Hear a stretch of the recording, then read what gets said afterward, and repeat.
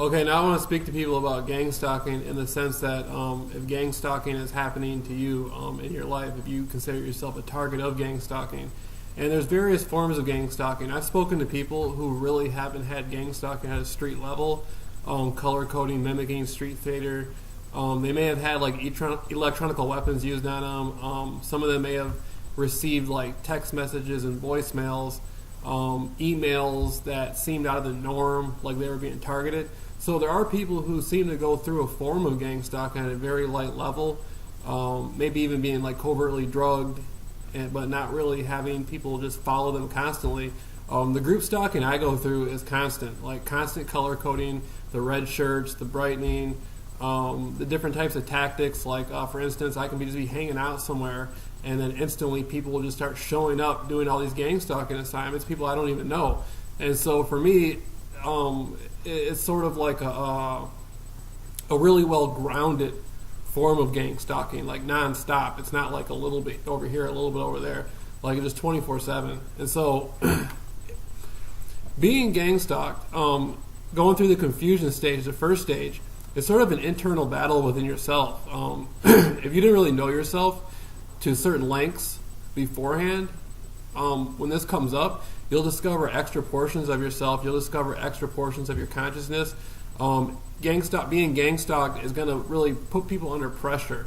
And so people are going to do things they normally wouldn't have done before. They're going to act out in ways that's even going to be surprising to themselves. And so I just want to encourage people, when you're being gang stalked, don't look at yourself as being perhaps wrong or being perhaps necessarily weak or whatever. People are going to make mistakes, and you want to stay strong. You want to take that extra step, go the extra lengths.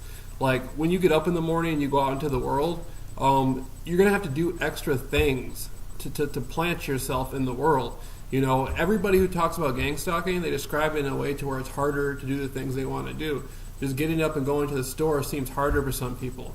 Going to see a friend seems harder for some people. Going to work. Anything they do, they're being followed constantly. So you're going to have to put more energy into this stuff. And that's the best way I can describe it. The tactics are centered around draining the energy of the individual.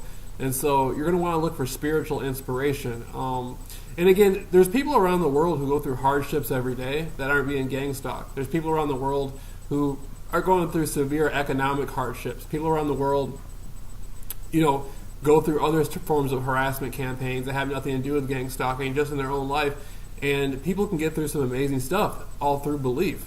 Now, I used to be a really big researcher into the era of the 1960s and 1970s.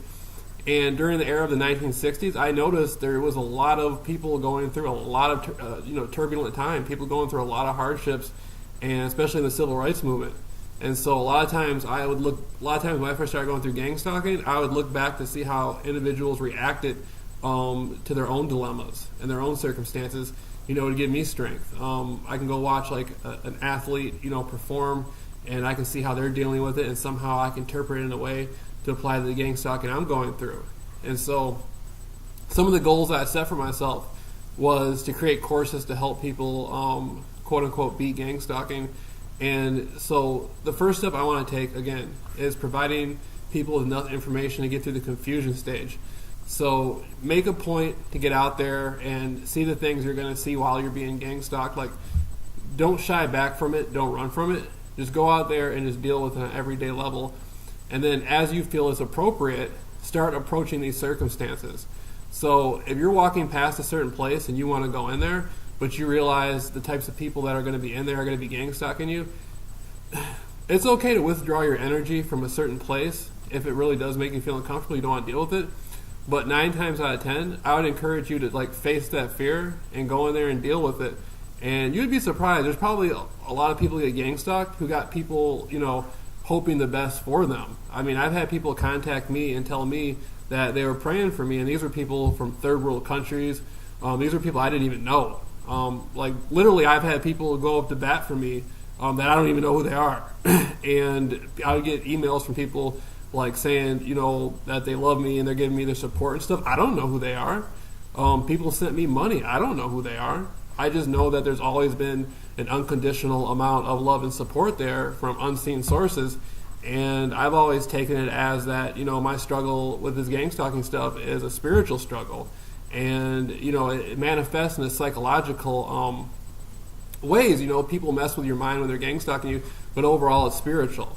So just try to develop, a certain motivation for yourself. And I'm trying to put it into terms. This is mainly for the people who get targeted. Like, don't look at if something goes wrong in your life, or you go out into the world and something happens that you didn't plan, and you say, my God, look at everything that's happened to me. Don't look at it like it's a devastating effect. Don't go back home, or don't go back to wherever you're going and go into some sort of like depressive, devastated sort of mindset. Try to learn from this experience, what has happened to you, and you just keep moving forward. Obviously, if you reflect on yourself is like you made a mistake, you don't want to continue to keep making that same mistake. Of course, you learn from it and you find different ways to go around these sorts of obstacles. Like that's what life is, right? A learning experience. So being able to roll with the punches is sometimes part of it. Like you go out, you get gang stalked, you say, man, I was over here having a good time.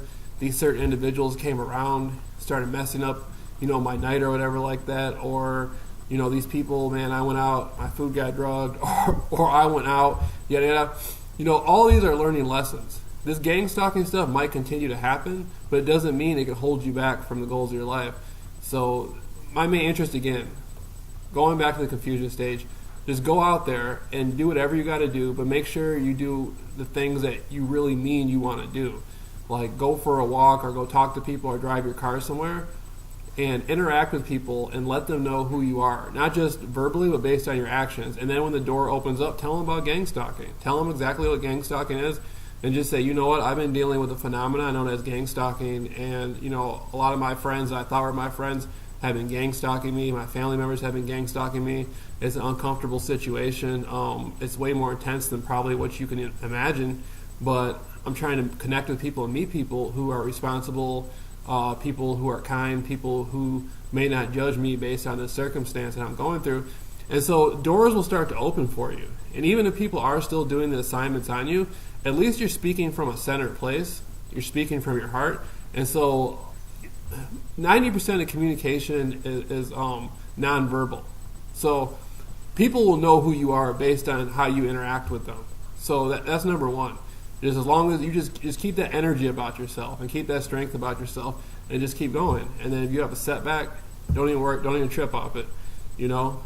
One of the biggest things about gang stalking I've noticed is the individuals who are actually behind the group stalking, the ones who you're probably never going to see, or if you do see, it's like seldom to none.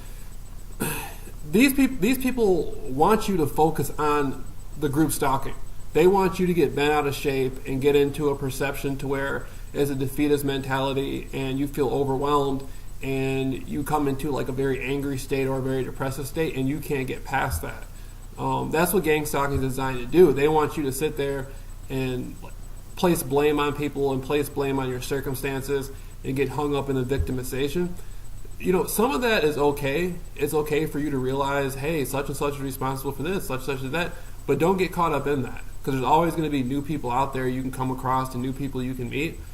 And, that's the wonderful thing about gang stalking is, if you think about it, these people are there. They're doing their assignments. They're there just for you. So, matter of fact, I'll tell people, like this was a couple days ago. I was standing on a corner, and I was just standing there, and I was filming the brightening. I was filming the different gang stalking techniques. And one of the people who was like driving by me and doing the assignments, they just pulled up and just started talking to me. And I was like, wow, right? It was a woman. And I really thought about it. I was thinking, this situation is neutral. I'm being gang stalked and people are doing assignments on me, but yet somebody can just pull up and start interacting with me who's doing the assignment. But I didn't even bring up gang stalking. They might not even know what it was. They were just told to drive by a few times, do this, do that. So, I'm always finding like new discoveries and new ways to like, strike an extra blow, so to speak, and open myself up to new possibilities. And so that's the thing I just want to keep stressing to people. Like, keep looking for these new opportunities. Go out in the world, the color coding, the brightening, the street theater, the mimicking, whatever you're coming across, just find new ways to jump through it. Like, new doors will be open, new possibilities will be given. And you never know what types of people are observing you. You know, there may be people who may come and help you at some point. There may be people who are watching to see how you react to this stuff. You know, you never know what kind of assistance you might get.